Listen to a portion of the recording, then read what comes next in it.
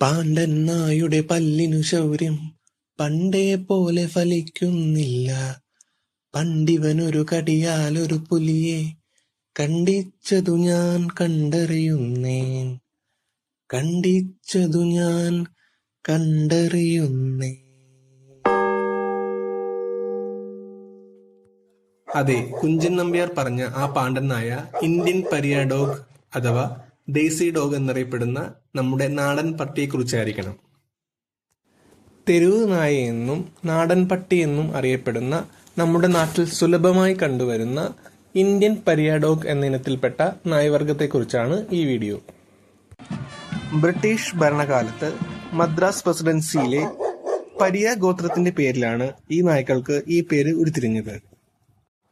നമ്മുടെ ചിണ്ടൻ എന്നും കൈസർ എന്നും എന്തിന് നൈമർ എന്നുവരെ സ്നേഹത്തോടെ നാം വിളിക്കുന്ന ഇന്ത്യൻ പരിയ ഡോഗുകൾക്ക് ഉയരം 18 ഇഞ്ച് മുതൽ 25 ഇഞ്ച് വരെയാണ് സാധാരണയായി കാണുന്നത്. ഓറഞ്ച്, ബ്രൗൺ, ചെമ്പ് നിറം, കറുപ്പും വെളുപ്പും കൂടിയവ, കറുപ്പ് മാത്രം എന്നിങ്ങനെ പല നിറത്തിൽ നമുക്ക് ഇന്ത്യൻ പരിയ ഡോഗിനെ കാണാൻ സാധിക്കും. ഇവർക്ക് തൂക്കം 15 മുതൽ 30 കിലോഗ്രാം ഭാരം വരെയാണ് ഉള്ളത്. ഉയർന്ന ചെവികളും മരത്തിന്റെ ആപ്പിന് സമാനമായ വെഡ്ജാകൃതിയിലുള്ള തലയോട്ടിയും ഇവയ്ക്ക് കാണപ്പെടാറുണ്ട്. ഇവർ ചില്ലറക്കാരല്ല. നാച്ചുറൽ സെലക്ഷൻ വഴി ആയിരക്കണക്കിന് വർഷങ്ങൾ താണ്ടി വന്ന ഇക്കൂട്ടർക്ക് പ്രതിരോധശേഷിയും ചുറ്റുപാടിനെ അതിജീവിക്കാനുള്ള സഹനശക്തിയും മറ്റുള്ള നായവർഗത്തെ അപേക്ഷിച്ച് വളരെ കൂടുതലാണ്.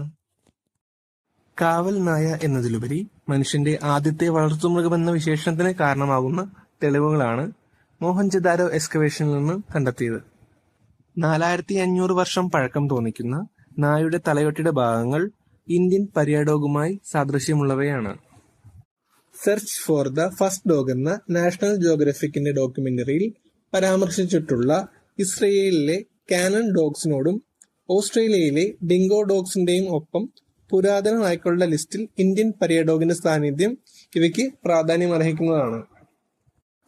ഇന്ത്യ, നേപ്പാൾ, പാകിസ്ഥാൻ, ബംഗ്ലാദേശ്, അഫ്ഗാനിസ്ഥാൻ, ശ്രീലങ്ക എന്നിവയ്ക്ക് പുറമെ ദക്ഷിണേഷ്യയ്ക്കുമപ്പുറം കാണപ്പെടുന്ന പുരാതന നായവർഗം കൂടിയാണ് ഇന്ത്യൻ പരിയ ഡോഗ്.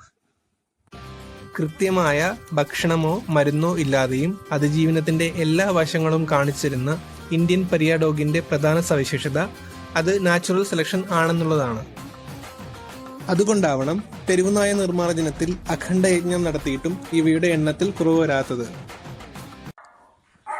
നേരത്തെ പറഞ്ഞ പോലെ ഡിംഗോ ഡോഗ്സിന്റെയും കാനൺ ഡോഗ്സിന്റെയും രൂപസാദൃശ്യത്തിൽ ഇവയ്ക്ക് നല്ല ബന്ധമുണ്ട്.